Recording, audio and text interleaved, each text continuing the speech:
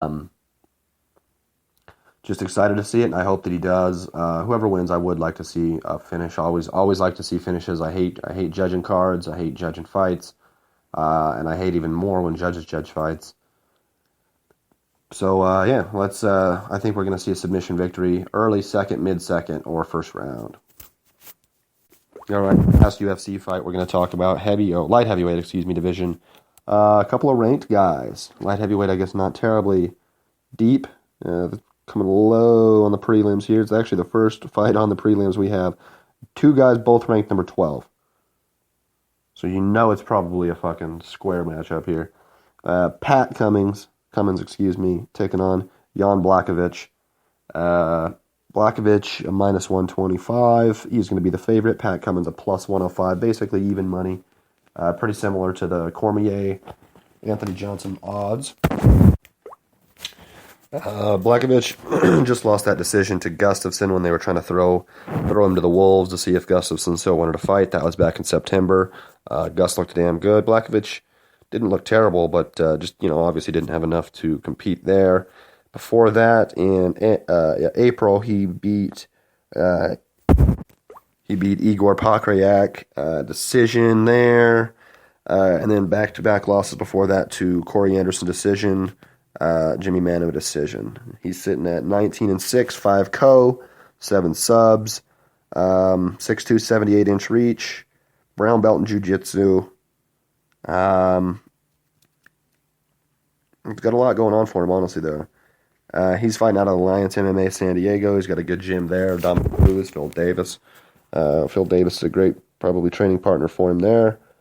And then Cummins fighting out of Kings MMA, LA. He's 8-4, 4 KO, 2 submissions, 6'2", 76-inch reach, same height, 2 inches shorter on the arms. He just lost to Little Nog back in almost a year ago, back in May, TKO in the first round with some heavy punches. It was a pretty good fight there for Nog. And then Teixeira, 6 months before that, in November, TKO'd him as well. Second round in that one. Beat Rafael Cavalcante in August of 2015, but got KO'd by OSP right before that as well. Cummins on a slide a little bit. He was 7-1. Now he's 8-4. Taking on Blachowicz, which is no easy fight here. He just honestly fought better than people had expected to him against Gus. And the jiu-jitsu skills and then the great grappling that there is at Alliance MMA down in San Diego is going to be a pretty massive favorite there. I guess I think I'm a little bit surprised that we don't see maybe like a 160, 140 spread. This is a little bit tighter than I thought it would be. I think the Jan Blachowicz probably wins the fight. My guess is it's going to be a decision or a knockout. He's got good hands, long arms. But I don't know. And he could obviously, I would imagine he'd be able to win the grappling exchanges. But I think it's probably going to be a decision for Blachowicz. Probably unanimous, 30-27 type of decision for Blachowicz. Maybe a 29-28. But that's what I would expect. And as far as the money, I wouldn't put any on either of them. I don't really know for sure. And I don't love the close ones here. But if I had to pick, I would take Jan.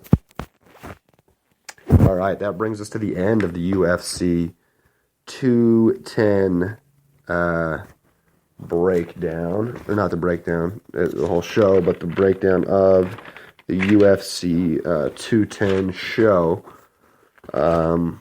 So I do believe we have a Bellator event this weekend as well. Let's take a look at it.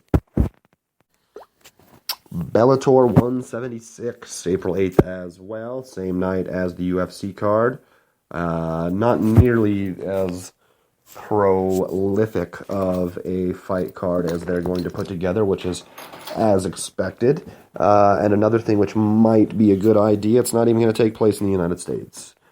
Torino, Italy gets another Bellator card, and it's going to be headlined by a card that was a rematch of a card that took place here in Boise last May. Rafael Carvalho and Melvin Manhoof. Pretty sick fight with two legends of the sport there.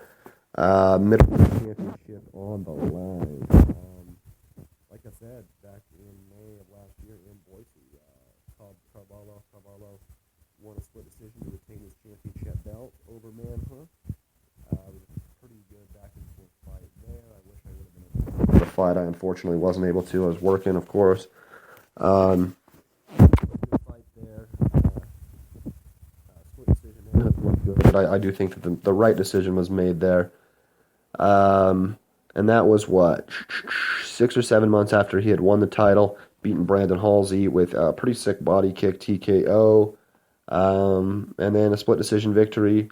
Almost 2 years ago over Joe Schilling. He's sitting at 13-1 in the MMA. 10 KOs, 6'3", 78-inch reach.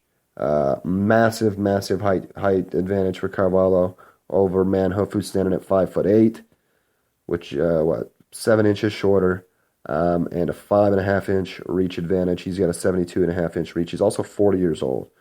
Manhoef 30-13, 1 draw, 2 no contests.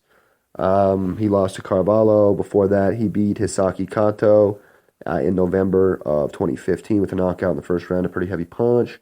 Got knocked out by Alexander Shlemenko in February of 2015, but that was ruled no contest because Shlemenko tested positive for steroids. And before that, he actually got KO'd by Joe Schilling. So they have a few people in common, and of course they have themselves in common.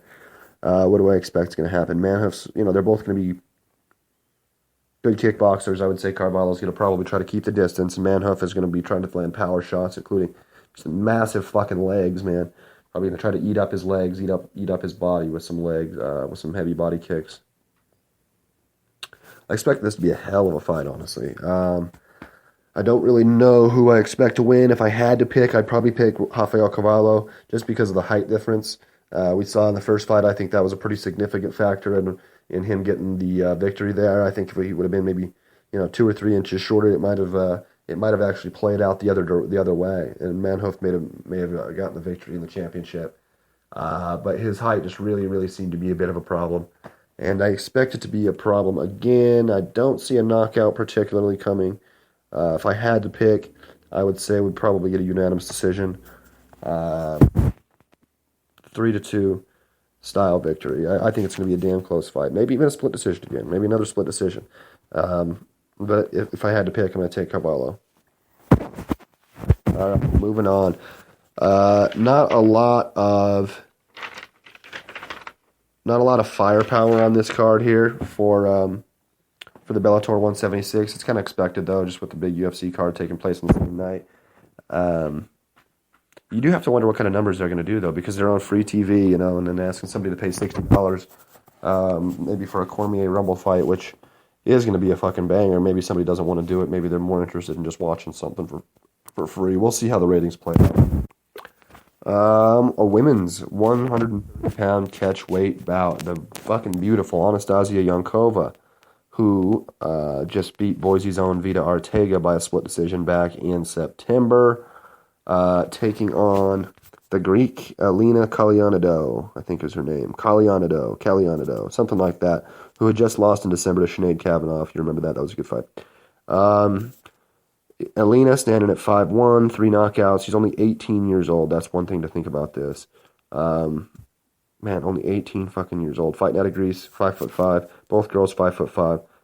Anastasia Yankova fighting out of Moscow. Literally a dime piece. Look this girl up, man. She is fucking beautiful. One of the best faces I've ever seen.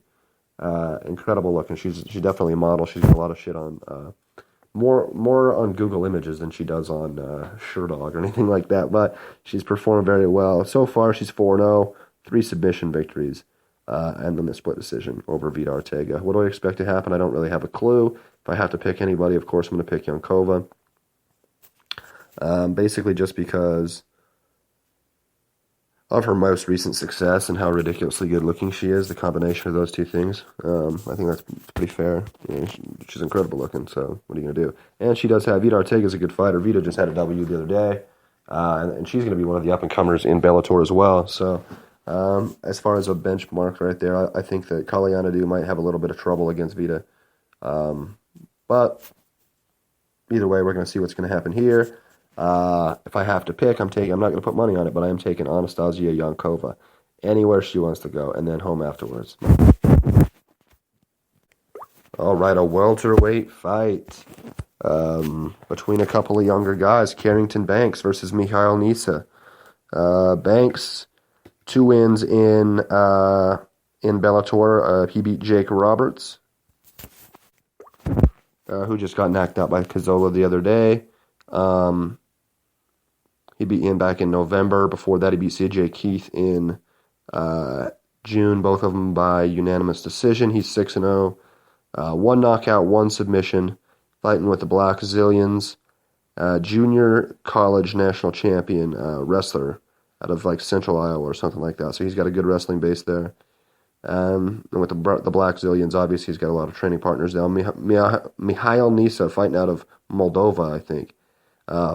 No Bellator experience so far. 5-0, 3 knockouts, 2 submissions. About the same age, 26 years old, 27 for Carrington Banks. What do I expect to happen here? I don't really know anything about Mikhail Nisa, so I'm going to say that Carrington Banks is probably going to win a match here. A unanimous decision where he wrestles pretty damn well. And probably has to have some success on the feet as well, setting up the takedown. Setting up the takedowns. If I have to pick, I'm going to say it's going to be a unanimous decision victory for Carrington Banks. 2 rounds to 1 or 3 rounds to 2, because that's how you'd have to be to have unanimous decision victory. All right, moving on to the last MMA bout that we're going to talk about, the lightweight division, Bellator. Some other up-and-comers, not a whole lot to know about them. Jamil Chan taking on Valeriu Mircea, another Moldovan. Jamil Chan actually has autism, which I don't know if that's interesting or not, but it seems like it is. He's fighting out of Rotterdam, Netherlands. Good kickboxer there. His last fight was a decision loss to Derek Campos back in September. Before that, he beat Richard Patashnak with a one-punch knockout in the first round back in April of last year. He's standing at 12-3, 9 knockouts in his 12 victories, 1 submission. 7 of his last 8 fights have been wins, just that Derek Campos. Other than that, he was on a 7-fight winning streak. And he's huge, standing at 6'2". You don't see his reach here, but that 6'2" is going to be a pretty sizable advantage over Mircea, who's only 5'9". 23 years old, fighting out of Moldova. He's 13-4, 5 KOs, 6 submissions. A little bit more varied there. And he has his only fight in Bellator is a loss to Goiti Yamadri. Submission in the first round, but triangle choke back in December. Obviously didn't start his Bellator career as you would hope, or he would hope to. He's got a decent chance to make up for it here. However, the size advantage and the kickboxing ability that we're going to see out of Chan, who is Dutch, even though he's some sort of Asian. If you look, it's really weird. He's got like a black first name, Jamil, like Djamil, last name Chan, and he's from the Netherlands. It's kind of funny, but I expect Chan probably to get a knockout victory. I think he's just going to have massive height advantage, and I expect him to put together some sick combinations. Maybe even win it with a kick. TKO, knockout victory or something like that with some kicks and some punches combination. Don't know what the money line is, but if I had to pick, that's where I'm going with this one. All right, that brings us to the end of the MMA section. We only have one boxing match we're going to talk about.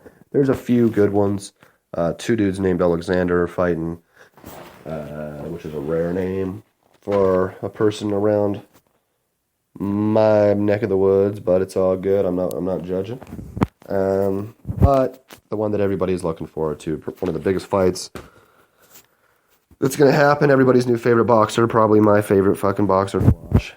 Vasily Lomachenko taking on Jason Sosa for the WBO featherweight title. Vasily Lomachenko just coming off of that victory in November over Nicholas Walters, where Walters just didn't come back out at the end of the 7th. He just said that he saw how this was going and the fight was over. He wasn't going to be able to touch him. Lomachenko looked damn good in that fight. Wasn't able to land a knockout or anything like that, but he just literally technically so fucking skilled. Lomachenko's so skilled. He had won a round one time without throwing a single punch. I believe that's true.